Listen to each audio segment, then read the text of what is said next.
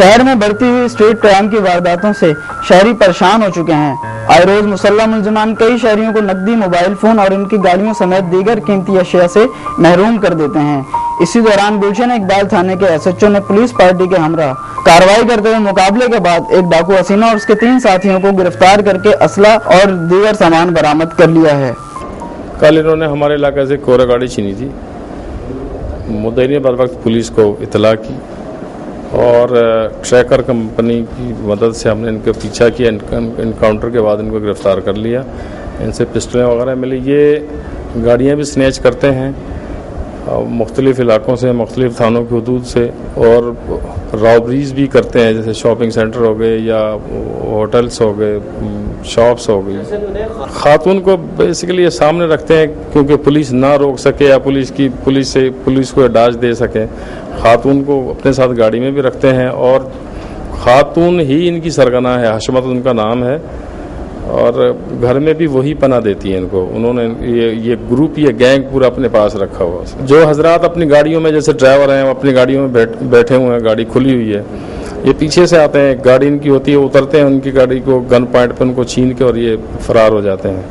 गुलिस्तान जो, और ये जिन जगहों पर इनकी रिहाइश है वहाँ ले जाते हैं गाड़ियों को। ये वहाँ से फिर जिस पार्टी को जहाँ भी इन्होंने फरोख्त करनी है और देना है। मुलजमान का कहना है कि ये लोग मुख्तलिफ इलाकों से असले के जोर पर शहरियों से इनका कीमती सामान और गाड़ियाँ छीनने की वारदातें करते थे।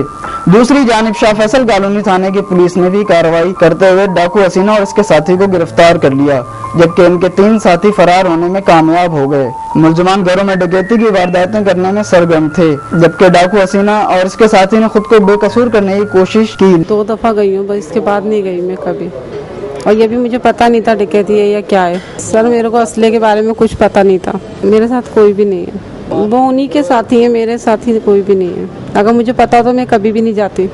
लेकिन इनके हाथों लूटने वाली एक खातून थाने पहुंच गई और डाकू हसीना को शनाख्त कर लिया। यही औरत है, इसने निकाब लगाया हुआ था, 3 जेंट्स थे इसके साथ। ये सीधी मेरे कमरे में गई है, इसने मेरे पर्स निकाले, इसने मेरा सेट निकाला है। इस औरत ने, इसने मेरी छोटी छोटी बच्चियों के इसने पर्स निकाले। उन पर्सों में क्या था, एक के 1600 रुपए थे, एक बच्ची के जो बहुत छोटी थी उसके तो 80-90 रुपए थे, एक बेबी के 200 रुपए थे, मेरे खुद के 2500 थे। दूसरा देवर है, उसके 1.5-2 लाख रुपया था, जो छोटा भाई है उसके लॉकर में। कितने लोग थे? ये 4 लोग थे।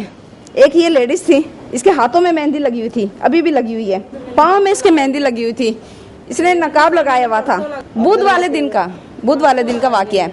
मेरी बच्ची आई है छोटी सी, ये तो मेरा है, इन्होंने उसको धक्का देके और वापस मेरे पास बिठाया, और वो मेरी छोटी सी बेटी रोती रोती मेरे पास आई है। इनको जब तरस नहीं आया कि इसके खुद के बच्चे नहीं है। शहर में बढ़ते हुए स्ट्रीट क्राइम के वाकयात के बाद गुलशन इकबाल और शाह फैसल कॉलोनी थाने की पुलिस तो हरकत में आ गई है। क्या दीगर थाने की पुलिस भी ये कार्रवाई करने में कामयाब हो सकेगी? कैमरामैन राहिल अहमद के साथ असद अली, धरती न्यूज़, कराची।